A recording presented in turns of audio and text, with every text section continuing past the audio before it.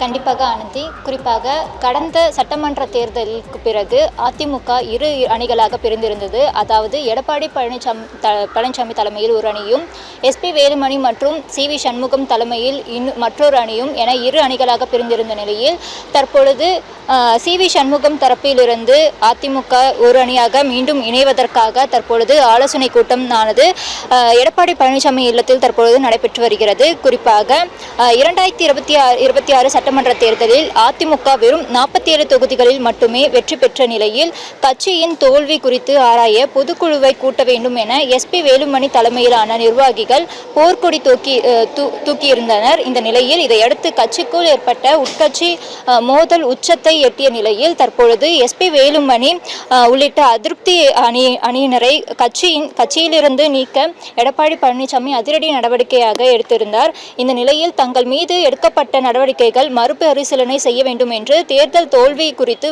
விரிவாக ஆய்வு செய்ய வேண்டும் என்றும் எஸ்பி வேலுமணி தரப்பு எடப்பாடி பழனிசாமி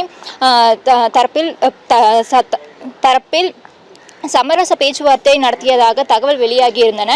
மேலும் இரு அணிகளுக்கும் இணைந்து செயல்படும் வகையில் தேர்தல் தோல்வி குறித்து ஆராய தனிக்குழுவை அமைக்க எடப்பாடி பழனிசாமி முன்வந்துள்ளதாகவும் கூறப்பட்டிருந்த நிலையில் இதன் தொடர்ச்சியாக இன்று அல்லது நாளை எஸ்பி வேலுமணி தலைமையில் அதிருப்தி சட்டமன்ற எம்எல்ஏக்கள் தலைமையில் தற்பொழுது எடப்பாடி பழனிசாமியில் நேரில் சந்தித்து மீண்டும் அதிமுகவில் அதிகாரப்பூர்வமாக இணைய உள்ளதாக அரசியல் வட்டாரங்களில் தகவலானது பேசப்பட்டு வந்த நிலையில் இதற்கிடையில் தற்போது எடப்பாடி பழனிசாமி இல்லத்தில் தற்பொழுது மூத்த நிர்வாகிகள் தீவிர ஆலோசனையில் ஈடுபட்டு வருகிறார்கள். அதன்படி பொள்ளாச்சி ஜெயராமன், KP முனுசாமி, அக்ரி கிருஷ்ணமூர்த்தி, OS மணியன் மற்றும் தனபால் உள்ளிட்டோர்கள் தற்பொழுது ஆலோசனையில் ஈடுபட்டு வருகிறார்கள். அதேபோல சி.வி. சண்முகம் தரப்பில் சேர்ந்தவர்கள் அந்தியூர் ஹரிபாஸ்கர் மற்றும் ஆற்காடு தொகுதி எம்எல்ஏ MS சுகுமார் ஆகியோர் தற்பொழுது எடப்பாடி பழனிசாமி இல்லத்தில் ஆலோசனையில் ஈடுபட்டு வருகிறார்கள்.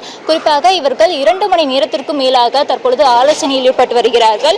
இந்த நிலையில் அதிருப்தி அணியுடன் சமரசம் ஏற்பட்டு அதிமுகவில் மீண்டும் ஒற்றுமை உருவாகுமா என்ற கேள்வி தற்போது வரை எழுந்துள்ள நிலையில் தற்பொழுது இந்த ஆலோசனை கூட்டம் தற்பொழுது வரை மீண்டும் தொடர்ந்து நடைபெற்று வருகிறது. இதேபோல